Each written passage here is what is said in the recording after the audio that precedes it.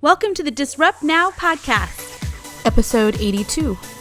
What makes people excited is progress. You don't have to be at the goal yet to feel alive again. You have to be progressing. Just do right. Right may not be expedient.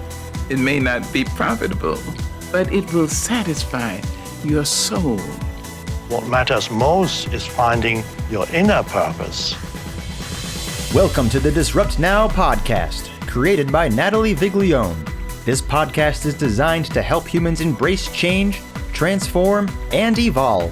Natalie is a cycle breaker, truth seeker, a priestess and healer, teacher, and a guide. This podcast's intent is to live and breathe truth, find and connect with authentic stories, and help raise consciousness. The purpose is to heal and awaken humans, to help you live the life that you want to live, a life of freedom and purpose.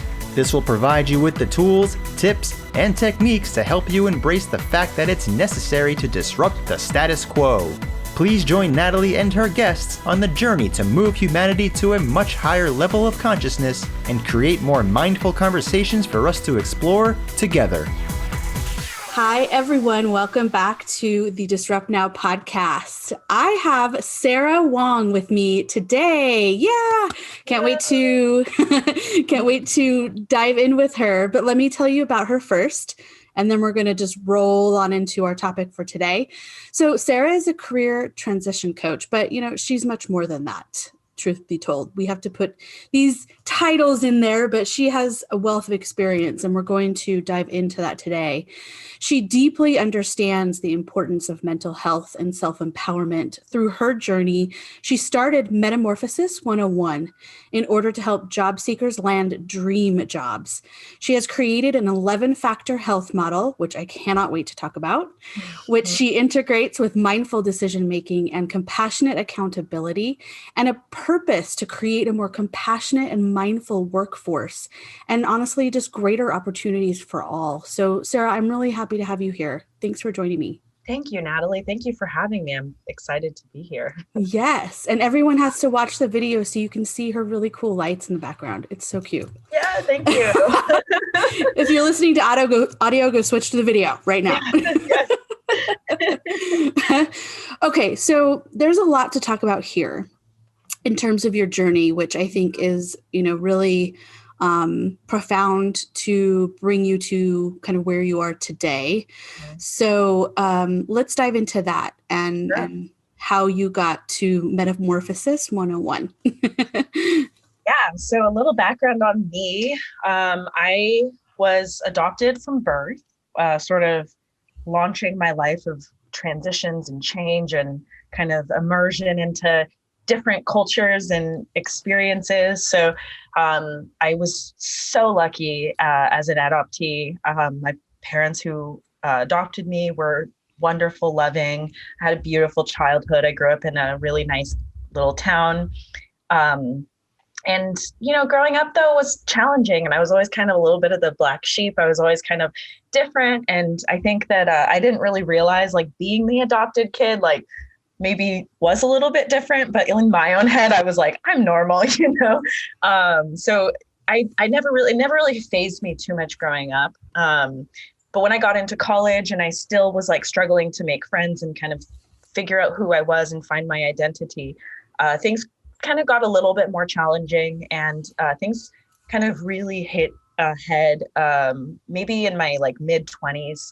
Early in my career. I think that that's kind of the point right in your life where you really want to identify more of who you are, and you see other people, right? When you're a kid, when you're a teenager, everybody's sort of figuring it out. Everybody's kind of in that phase. But when you get into your 20s, you see people kind of getting more developed, and you want to be at that same pace or whatever. And I always felt like I was falling behind somehow. And I wanted to wear somebody else's shoes.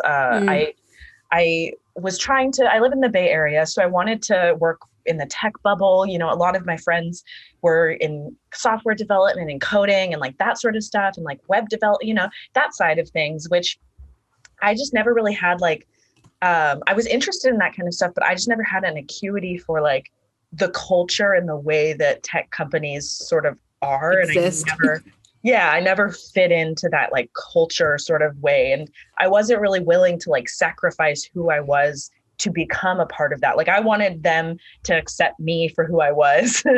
And so I struggled quite a bit in figuring it out and sort of being okay with being something totally different and kind of just being who I am 100%. And I had a pretty bad like mental health crisis a few years ago. And, it was really attached to my identity, the breakdown, the sort of psychosis and mental trauma that I was battling was really about my identity and not knowing where I come from and who my biological family really is. Because there was all these questions, right? Like when I was thinking about my identity and when I was thinking about these quirks and these qualities about me, it always came through my mind, like, I bet my biological family understands this. Like, I bet they get it. And it wasn't really being validated from anybody in my life. So it kind of made it worse and worse because as I tried to talk to friends and peers and family, they were like, how do you know? Like, they might not be like you, whatever, like, we're your family, we're your friends, that sort of thing. And I don't know, it just always felt, I guess the word validation, me and my therapist have talked a lot about validation and kind of lacking that for too long, and seeking it so externally, right? That was where I was kind of misstepping, I think, for such a long time. I was never able to validate myself for my own feelings and for what I needed to do, because I was constantly looking for it from the outside. I was always looking for somebody out on the outside of me to validate my need to do this, for me to find my biological family. And then I had that moment, that kind of come to Jesus moment where I was like, this is my thing. This is up to me to do. This is my decision. And I have to validate myself in taking this step forward and in doing this. And nobody is going to validate it for me, from the outside. Like, nobody's going to do that. So I have to do it.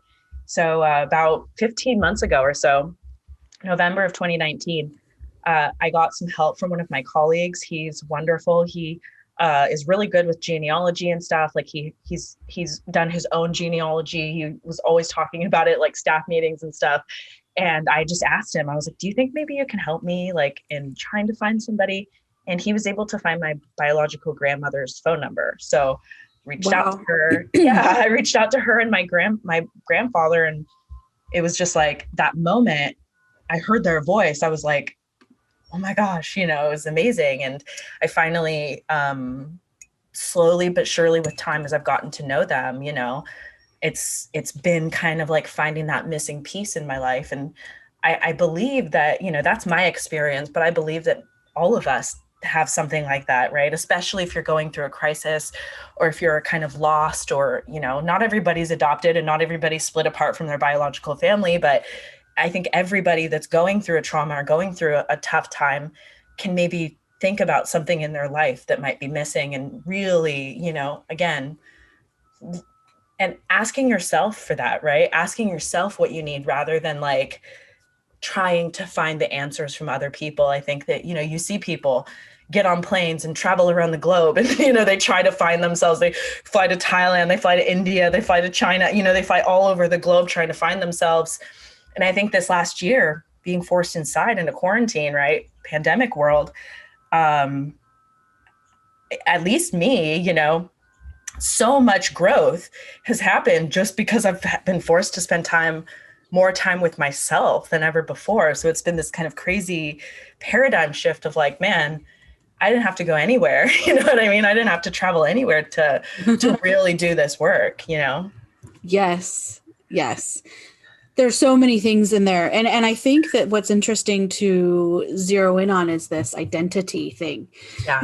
It's like, and I'm sure, your birth parents are like, why is she struggling? Like, we're here, but the truth be told, and I really understand this. I was not adopted, though sometimes I felt like an alien in my own family since the beginning, anyway.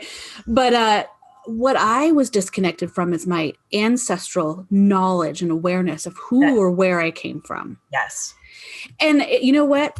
I'm going to validate, you're feeling and how many, I think a lot of us feel disconnected from understanding. In America, especially. Yeah. Right? Yeah. Totally. Yeah. When Ancestry, I did the whatever company and, now they have all my data. Great. But Me too. It's okay. Whatever. Yeah. I mean, but it was so powerful. I now know that I come from a long heritage of Germanic and Celtic and Irish and Scottish. Wild. Me too. I'm telling you, Yeah. the spirit of this wild, nature, and no one in my family was actually showing these signs of being attached, but they are. And sometimes it's like, we have to know that to be able to fully express ourselves, to be comfortable with it almost, right?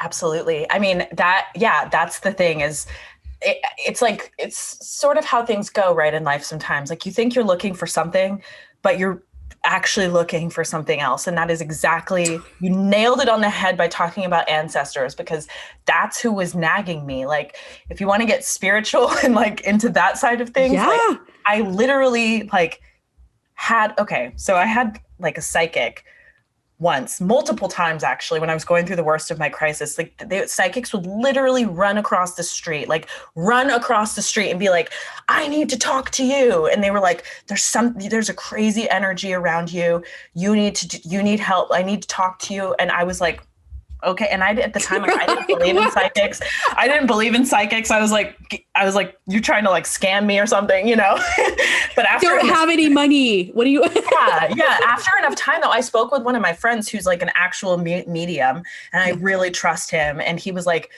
Sarah, this is happening because you need to talk to one of them. He was like, next time it happens, talk to one of them. And I was like, fine. And he was like, even if they charge you, like you have to talk to one of them. And I was like, okay. So I talked to one of them, and she was like, one of your ancestors, I can't say when necessarily, but one of your ancestors had a Wicca put onto them somehow, like a dark entity attached to them. And I was like, what? And she was like, I can help you get rid of it. And I was like, oh my gosh. And so, so I went through this whole process of like releasing this dark entity. And it was so crazy that like at the same time,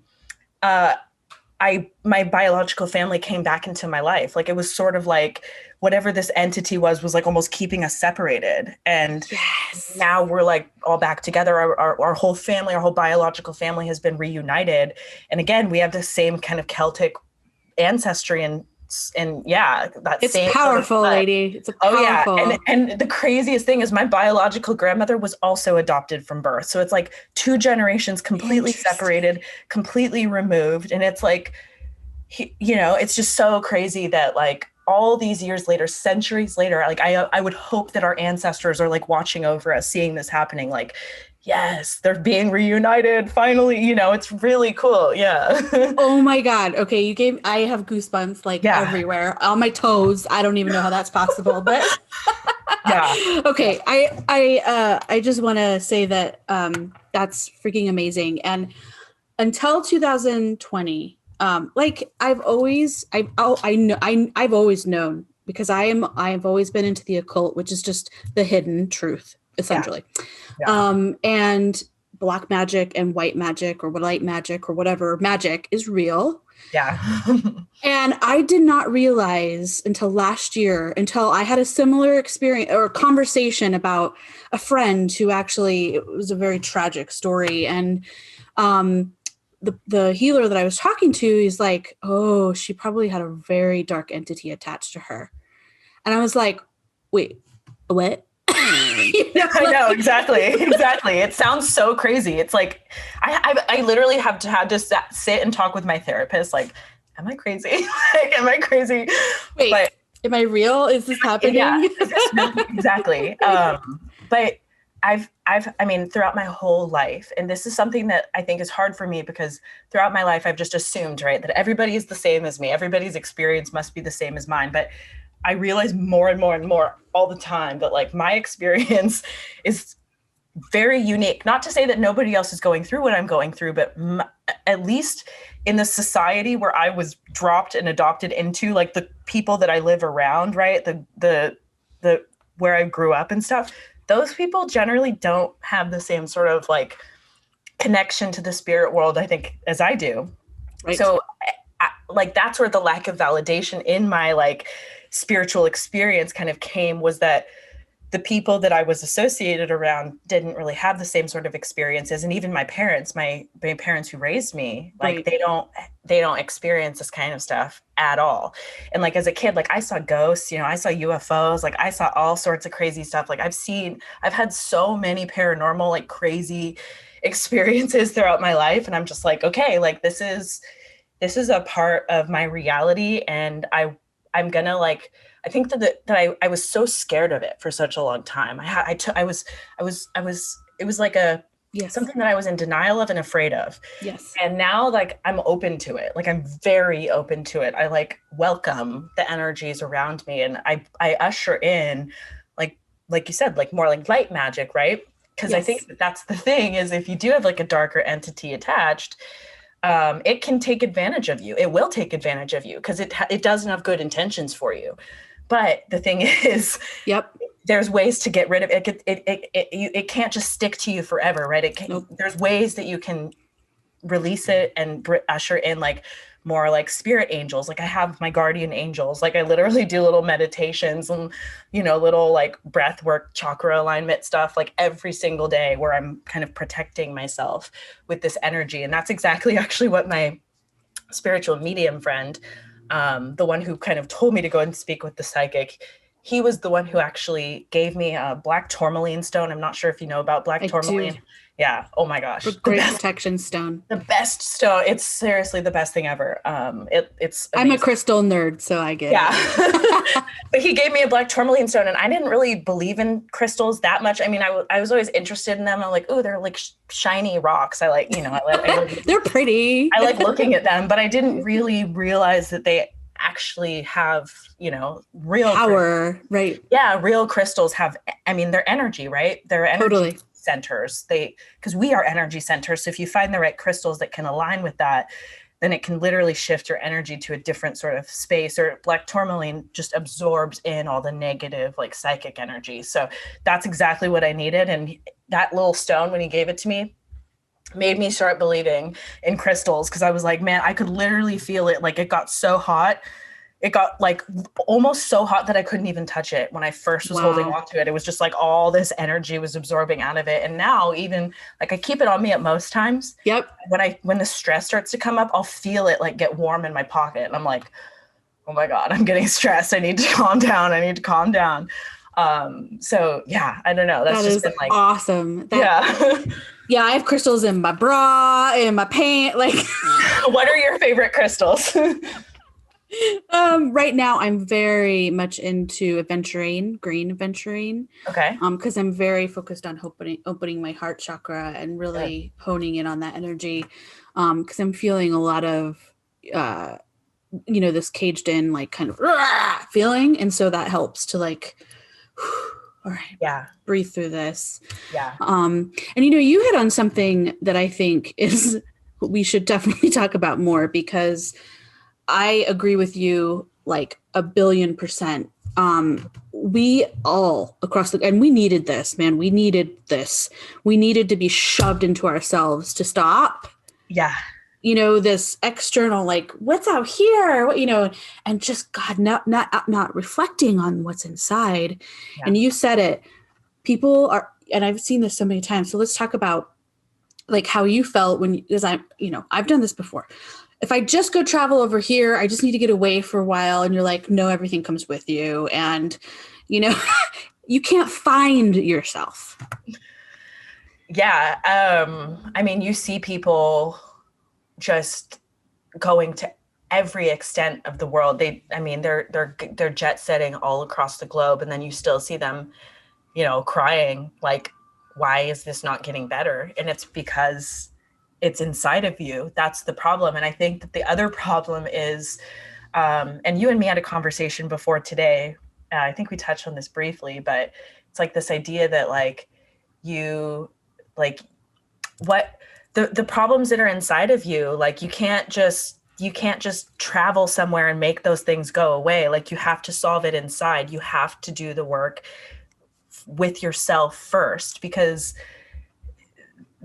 I think that the society around us, right, Western culture, specifically in the United States, it's almost designed, if you watch too much media, too much TV, if you're too sort of plugged into like the Matrix or whatever, it literally is almost designed to make you not believe in anything spiritual. Exactly. It encourages, I don't want to say atheism, but it encourages just a complete disconnection from everything, right? Like and also, eating junky food, right? Like the promotion of like toxic foods, right? Those foods, people don't put those pieces together. And that's where the holistic piece comes in. And that's where I really honed in on the 11-factor health model. I'm glad that you mentioned that earlier, because as I was just going through my own kind of crisis, and I was coming into this awareness, right? The space of awareness where I was starting to kind of break out of this shell that was almost put around me for so long. I had to reframe my mind around what health really is, because I think in the Western world, we think of health and it's promoted. Literally, look at any magazine, look at any, like, especially in like the early 2000s. I think it's gotten a little bit better now, but in like, I was a kid in the early 2000s, 90s, and like, it was just like, all that health was a woman in a bikini and eating like a fruit, like that's all that health was. Like, health had nothing to do at all with spirit body. Health had nothing to do at all with other factors in life, behavior, socialization, anything. So the 11 factors, when I started to really think about what makes me healthy, as I was kind of thinking about it, it's physical, mental, social, occupational, behavioral, environmental, spiritual, financial, intellectual, energetic, emotional. And then I also have an asterisk maybe for romantic, because I think that that's another important aspect, although that falls under maybe social. But, when I thought about that as health, when I kind of reframed health as that, health is so much more than just me being skinny and eating healthy food, and having a certain looking body, right? It's so much more. I think physical health is where the other aspects of your health can maybe show up, right? When you're taking care of all these other aspects, then it reflects here in the physical, right? That's sort of the idea, is like as above, so below, sort of, like what you do in the rest of your life, it really does affect this, right? And your body, your physical body, is sort of a reflection of how you're taking care of yourself and all these other factors. And it's so crazy. We see people that are so sick and so ill, and it's frustrating sometimes to me. And like, I sometimes feel like guilty or whatever, trying to make it about these things and almost trying to simplify it, because when somebody becomes sick, they want to find the answers in their physical body. They want a physical body solution. They want to take a pill and have it go away. They don't want to maybe do all the hard work. Their doctor is not going to even tell them like, hey, maybe there's something in your environment, or maybe there's something about your behavior, or maybe there's an intellectual factor or a spiritual factor, or maybe your finances are stressing you out and it's manifesting an illness into your body. Doctors won't tell you this, so you have to like really do the work. And this is sometimes what I do. This is actually the work that I do with my clients, is kind of helping them to widen that frame a little bit and to think about these factors, right? And to kind of dig deeper and to get to the root of the problem, right? Like, that's sort of what I think problem solving is. If you just keep pulling out the top of the plant, right, it's just going to keep growing back. The weed's going to keep growing back. You have to get down to the root and pull the whole thing out and start fresh, otherwise the problem will keep coming back. So that's been such a huge kind of reframing for me. And I think it's something that just like holistic health advocates in general, I'm sure that those who are into holistic health listening to this are probably like, oh yeah. But I don't know.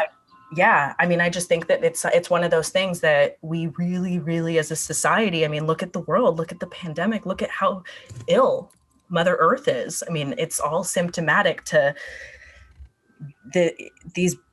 I really do believe that if each of us on an individual level make the changes and address whatever it is our problem is and make ourselves healthier, our whole will heal. Like all of us will get better.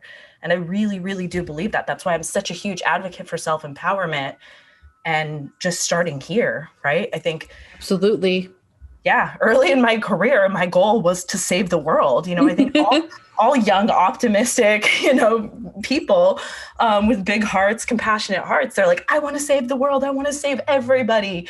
And it's like, well, save yourself first and then maybe turn that out and try to save one person at a time. And that is like, so I think that makes such a bigger impact than, you know, sometimes these giant sweeping sort of ideas. Yeah. Oh yeah.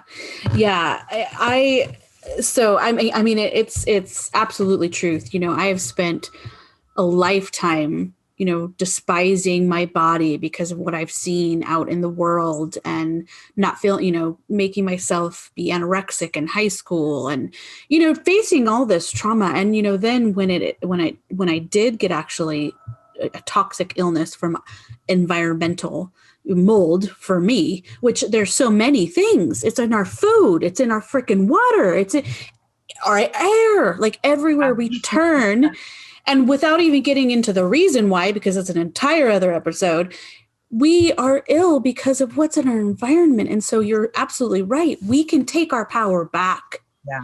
We can change our health, and it does not. And it will never be in a freaking pill or, you know, the V word.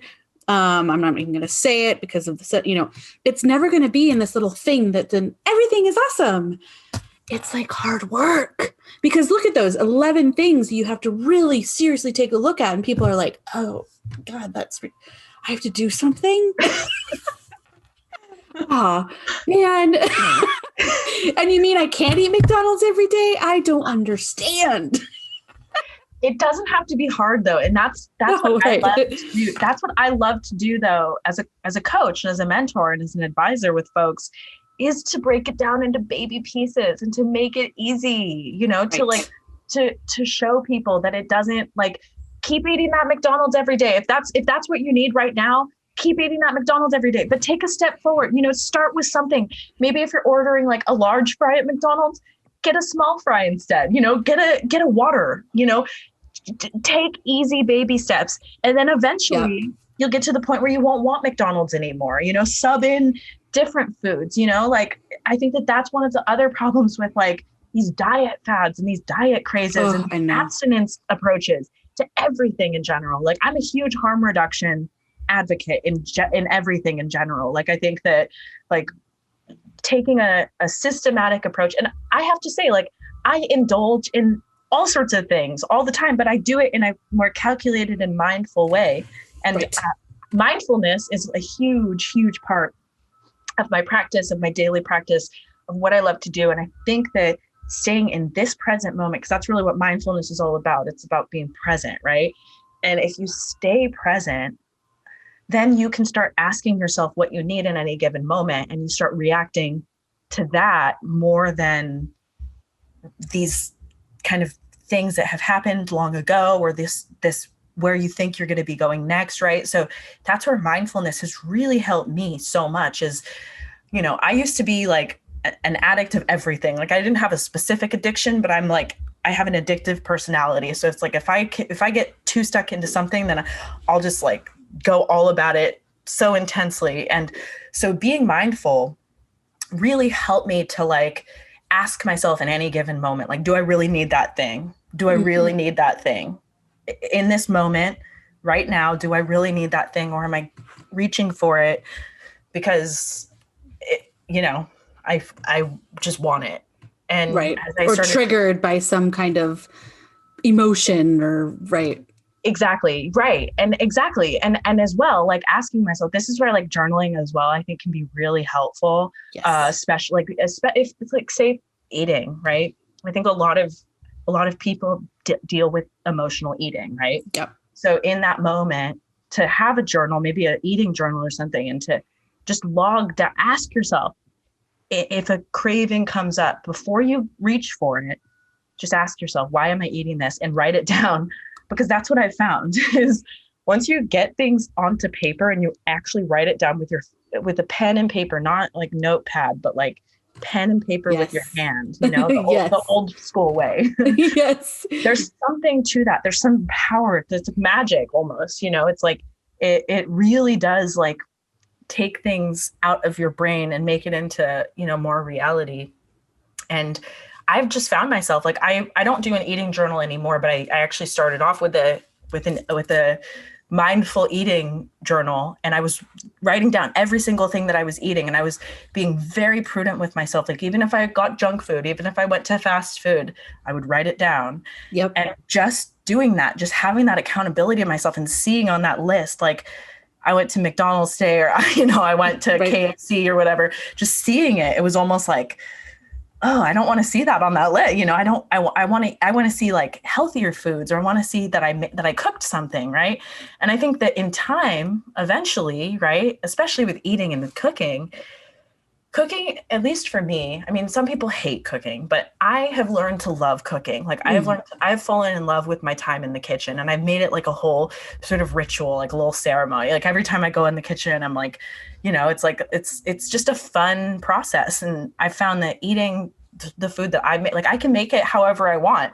I feel like I end up actually enjoying the food that I cook more than the food I eat out, because I can make it however I like, and customize it to whatever my flavor is. And like, you can still eat the indulgent foods that you want, but if you make it yourself, there's just like it's more than just eating. It's feeding your soul a little bit too, because you've made that for yourself. You've taken that time. It's, in my opinion, it's just an act of self-love. And I think the more acts of self-love that any of us can do, like the better that we become for whatever it is, whatever our job is, whatever the external is. If you have family, I don't have any kids, but if you have kids, right? Yep. If you cook for them, right? And if you show up for them, like there's just like a whole process to that, right? Like, I don't know. I just think that there's so much value to loving yourself and showing up for yourself in those moments. 100%. I mean, and even if you're like a fur parent, fur baby parent, it's the same. Like they require energy, and they require, we make our animals food because of their special diet needs. And, we, so you realize that if you're doing that for you, and then you do it for other, and you can see how it just kind of rolls out, and there's this whole trickle effect. And that's why, I wanted to say like career transition is so important, because it really, but it's so much more than that. Like it's not this one facet. And I think we get stuck in that. Don't you? I mean, often do you see people that you work with like kind of stuck in this, well, this is my career, this, and then my life is like over here kind of doing things. Do you see that? And what are some ways you help people learn how to integrate all of these areas? Yeah. So, I mean, that really is kind of how I think I differentiate myself from other career coaches and career advisors is, I think the industry in general, career coaching and advising, it really is about getting people jobs. That's it. It's this kind of siloed thing where, and I think that in general, like you said, most people are like, well, yeah, this is my job and this is my life. And they're two separate things. They keep them separate. But if you look at like the most successful and happy people in the world, right? Like I always like to use like Dwayne "The Rock" Johnson or like Oprah, like as my examples, right? Are their lives and their jobs separate? Not really. Their lives and I mean, of course, everybody has to kind of keep things in different pools and different boxes in their life. But I think Dwayne and Oprah, are great examples of people who have integrated all of these different factors within their life, their career, their interests, their health, right? Like I know Dwayne wakes up every morning and like works out, he has this whole like eating habit and ritual and these things, and it's all integrated. Everything in his life is really well integrated. And I think that the most kind of happy and successful people that you see, there's kind of this common trend that their lives and their jobs and their careers is really well integrated, and that they don't have these firm lines between their job and their children and their their interest, their hobbies. Like some people, they work, and I think it's okay to have a job that's totally different than your hobbies. But I think that if you're like living two separate lives, if you're like separating things, like, you know what I mean? If you're completely isolating certain parts of your life to this degree of like, I can't tell people in this part of my life about this, and I can't, you know what I mean? And you keep it all separated.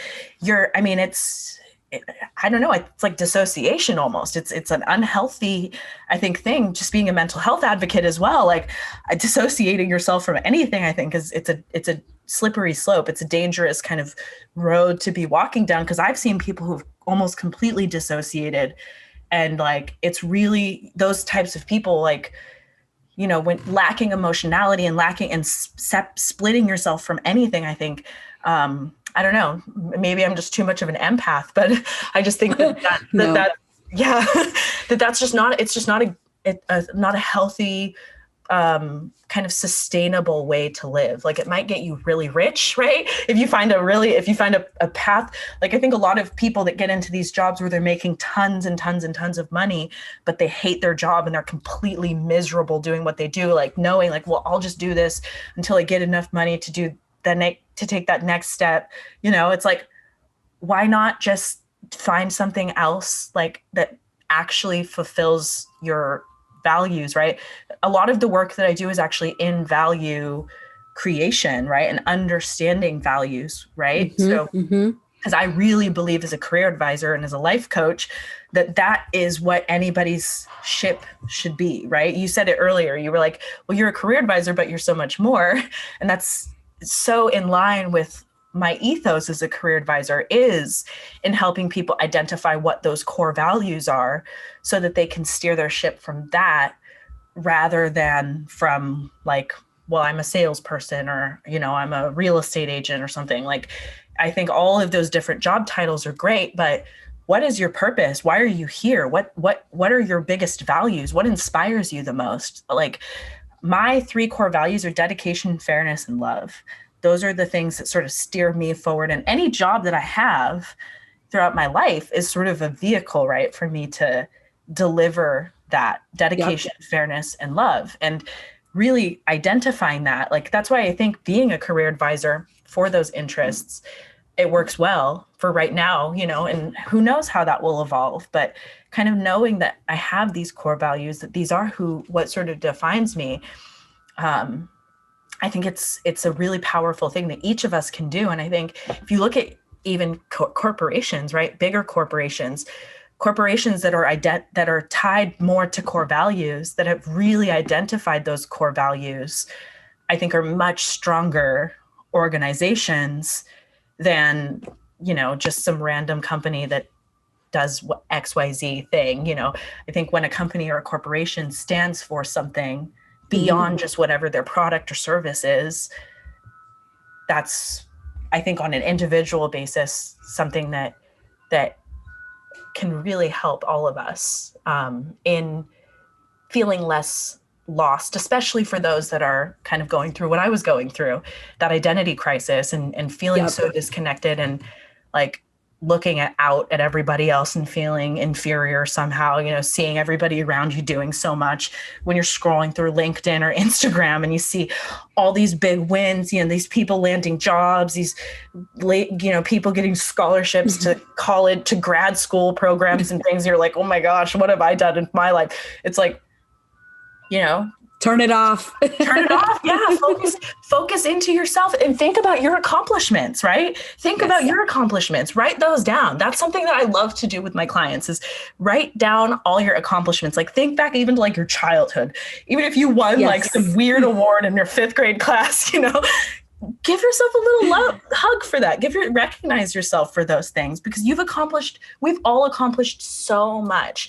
Like, but when you ask people, this is something that I find so interesting as I work with people, is I ask them like, well, tell me something that you've accomplished. Like, I haven't accomplished anything. That's like like on the surface, that's what most people instinctually say. And I'm like, no, you have. Let's sit down. You need to break this down. Yeah, let's sit down and let's think about it. And then when we start thinking about it, it's like, they're like, well, yeah, I got this in middle school and I did that in high school and I did this a couple of years ago and I got this award at work last week. And I'm like, come on, look how great you're doing. Like, and it's just about empowering, right? A lot of the work that I do is empowerment stuff. Because I think that's, as an advisor, like, I will never be able to get in somebody else's life and live their life for them. That's not my intention at all. Like, I have to live my own life, but as an advisor, as a coach, like, I want to empower people to find whatever it is inside of themselves. Like, I like to call it like shining a light in the dark cave, right? Like, I think all of us have like this dark cavernous thing in our heart center. Like you said, you're doing some heart chakra work right now. And I like to say to take that light in there, and shine that light inside. And when you shine that light inside that dark cave, it's full of beautiful crystals. It's full of yes. It's stunning. It's beautiful. But if nobody has shined that light in there, if it's just dark, then you think there's nothing there, and it's amazing. Exactly. It's amazing what a little intention, thought, light can do. Yeah, totally. And it's the same. And I love your energy, by the way. It's, and that's the other piece of it is, we I think, we get shut down because if that's the external validation problem. Since we're little, we're taught to look out here, did I do good, mommy? Hey teacher, do you love me? And instead it's like, we should be taught to say, how do you think that you did? What if we, what if we posed all these questions differently to children? It would change everything. And I agree with you. I mean, it's just, there is so much beauty that we often get shut down from it. And and I think that lighting the fire, up the booty, shining the light in the heart, all those things are so important. And that's why, I think the coaching realm is when you're truly like you very much here rather than just this isolated little thing. That is very different. That's a teacher. That's a guide. That's an empowerer. That's the place that really drives people to change. Yeah. Which is the purpose of it all. Change. Yeah, absolutely. I mean, it's amazing. As an advisor, as a coach, like, because I have tried to kind of take that other coaching approach, of being more dogmatic, right? Telling people what to do, giving them specific instructions and being like, okay, here's your tasks for the week. Now go off and do these things. And it's your homework, and checking in with them. And they're like, well, I didn't do anything. And it's like, oh, it's almost like slapping them on the wrist because they didn't do it. But that's not the approach that I take at all anymore. Like, what I like to do now is it's really just about helping people, like I said, shining that light inside. And when you see people have those little breakthroughs within themselves, like when you watch and observe those moments where, like, as I've defined my business, right? Like, this has been one of the challenges with like building a business around this, because it's like a lot of business advisors are like, well, what's your value? What's your product? What's your service? Where's the value in what you do? I'm like, it's in conversations. Like, that's simply it. Like, it's in the conversations that I have with people. When I sit down, like, I know kind of how to steer a conversation to get people to ask the right questions, to sort of get those wheels turning in the right direction. And then you see people, right? Like, when you ask a certain question or you probe into a certain area that maybe they haven't really thought about or nobody's really asked them about. Again, like, I have to say, like, I thank the advisors, the coaches, the mentors, because it's all me paying forward wisdom and gifts of questioning that I've received, So that's where, like, I love this work, because what I do, I'm like a medium between like the experiences that I've had and like the people that I'm here to help, right? Like, I use I think that that's something that I am good at is I can hold on to like the things that actually help me and use them to give back to other people. Like I guess I have a good kind of memory for like for like the things that have really helped me and served me. Yeah. And it's like a tool belt, right? Like I love to call it like my toolkit, my tool belt, because I love analogies. I speak in analogies all the time. I've already used like the crystal cave analogy. Like for me, that's how I just like to analogize things, and just like with tools, right? The reason I like using the tool analogy is that with a hammer, for example, right? You could use a hammer to build a home, right? You could build a beautiful home with a hammer, or you could hit somebody over the head with it. You know, you could hurt somebody. You could use that hammer. You could use the exact same tool for both good and for bad. And that is what I think the empowerment is with giving these tools and sort of guiding people in the right direction. It's like carpenters, right? If you have as a carpenter, if you have a good mentor or a good apprenticeship, right? Advisor, right? If you have somebody who's teaching you how to use all these tools in the best possible way, then you can really do something amazing with them. But if you don't really have a guide, or if you're just thrown a bunch of tools and you don't really know what to do with it, then, you know, you might misuse them, or you might not even know what to do with them. You might just have it and be like, I don't know what to do with this. Yep, exactly. Yeah.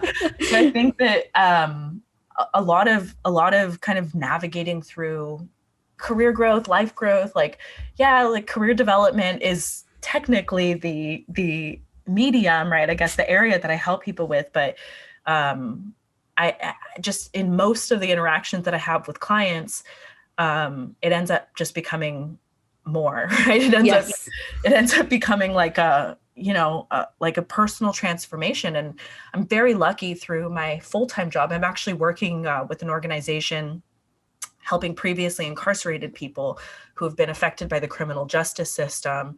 And I think that the reality of the modern criminal justice system is that the vast majority who have been impacted probably are not criminals. They're not bad people. The system is just so broken right now that the vast majority of people who have been in and out and through the system are good people who just were in the wrong place at the wrong time and got caught up, and they feel very disempowered. They feel robbed. They feel just, I've been gently affected by the criminal justice system myself. And it's like, there really is a violation almost of your safety, right? That core base of safety, Maslow's hierarchy of needs, at the bottom of that, right, is like safety, right? Shelter. Yep. And you might still have a roof over your head, but if you've been violated by police or by the government that's saying that it's here to protect you and serve you, whatever. Exactly. It's really problematic. And so beyond just myself, like my whole organization that I work for, it's called Rubicon programs. They really stand for up against systems, the system itself. It's awesome. It's a really, really amazing place to be, and sort of, it serves so much into my business with Metamorphosis 101, like having talk about a metamorphosis need in what you're serving, right? Which is, I think, really goes to show how, when you're aligning yourself and your values, this is what happens. Exactly. I mean, it's amazing. Like I just want to say, like, as I speak right now about where I am, like where I was just 18 months ago, I was miserable. I was working for an organization that was completely out of alignment with my ethos, with my morals. And I was questioning, when I was there, like, why are they doing these things? Like, this is not okay. Like they were doing some really messed up stuff, like from the top down. And I felt like crippled by it. And I felt, like I almost muted, right? Like I couldn't even speak up about it, because if I did, then my position would be threatened. And I did end up getting actually fired from that place, because one day I just couldn't stand it anymore. I was just like, I'm done. I'm done. My boss like came and like grabbed my laptop. He was like, don't come back. And I was like, fine, good. Fuck this. Okay, I'm out. That day though, it was like God or Jesus or spirit angels, guides, whatever, literally came to me and like kissed me on the cheek. And they were like, good. This is good. You did it. You did it. Exactly. It's like steps, because before that I had like reached out to my biological, that was like step one, is like reaching out to my biological family, getting out of this terrible job that was like sucking my soul out. That was like step two. And then metamorphosis. and now here I am. And it's, this is like where, a lot of like, it's a little corny, cheesy, right? The whole thing of like, well, you have to go through traumas and trials to get to where you want to go. And when you're going through the hardest times with the best teachers and blah, blah, blah, all those things, that when you're going through it, you're like, I don't want to hear this. I don't want to hear this. I don't want to hear that this is something like, I don't want to hear that like I'm going through this for some bigger purpose or whatever. But there really is some serious truth to it. And if you can tap in and pay attention to it, even in those moments, it's so, so powerful. And it's something that I'm very grateful that I was able to do, because I fought my traumas for so long. As trauma happened, it's like you just get so like angry at the situation, and it comes back into yourself. You're like, this is so unfair. I can't believe that this is happening to me, and it's this very kind of victim mindset, victimizing, right? Exactly. It's like a self-victimization thing. But if you stop that cycle, right? If you stop, it's kind of like a vicious cycle. If you stop that cycle in motion and you start to sort of try to shift into a space of gratitude instead. This is again one of those other things that like if you're in a place where you're not really grateful, or you're not feeling a lot of gratitude, or you're feeling angry at the world for whatever reason, just when you hear people say that, like, just be more grateful. It's like, what? Like, what are you talking about? Like, how can I be grateful that there's a pandemic and like the world is going to hell? Like, what are you talking about? How can I be grateful for this? And it's like, no.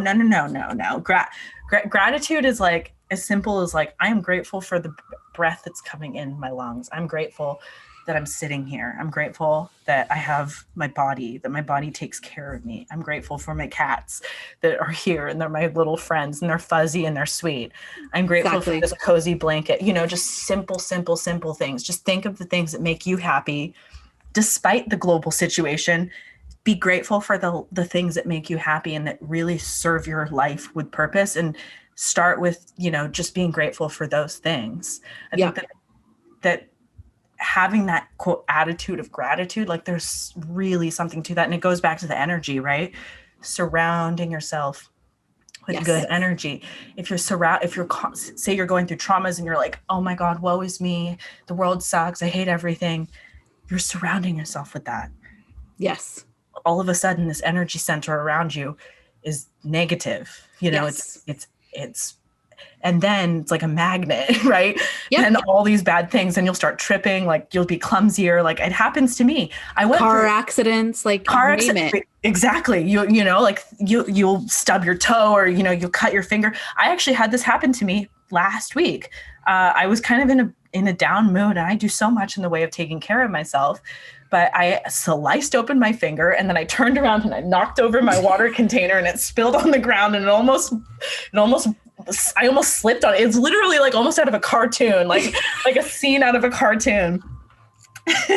and I was like, whoa. So I like stopped and I like put down what I was doing. I was in the middle. I was trying to cook, but I was like, not right now. And I just sat down. I turned on my little meditation music. I grabbed my little stone, my little black tourmaline stone. And I was like, okay, what's going on right now? Like, I need to check in. And I had to kind of bring that energy back in. And I think sometimes, we go through those moments and we just keep going. We keep going. We don't give ourselves a break. But stumble through. Yeah, exactly. Yeah. Yeah. And so I think that all of these factors are so necessary. And I think, Metamorphosis 101 kind of just says it all. And there's so many ways to step out of that trauma or victim mindset. And it is just sitting down sometimes. Like that, there's a scene out of this old Looney Tune cartoon. I don't know why or where or how it came into my mind, but it's like Daffy Duck like trips and he just keeps tripping down this mountain, like singing, and he's like trip. And that's what I think about, because when we get in that mindset, it's like we just take our own selves down again and again and again. So your wisdom is spot on. So with that said, how can people get in touch with you, and where should they go to, either just get on your, newsletter or to book a session, anything like that? Thank you. So my website, it's up and ready. I'm super excited. I've been working on it. Yeah, I've been working on it for like 5 months or so now, and it's up and it's ready to go. It's metamorphosis101.me, M-E. All my social links are on there as well. And yeah, you can sign up for appointments, send me emails, get in touch with me there. And I would love to know that you found me here on this podcast. Just send me like a little reminder that you found me here if you do check it out. Yeah. Yes. Oh, Sarah, thank you so much. I really enjoyed this, and your energy is great. And I believe in self-empowerment is where it's at. And so thank you for doing what you're doing. All of us provide these unique ways to bring this into the world. And that's what I find so beautiful. There is no such thing as competition. I completely agree.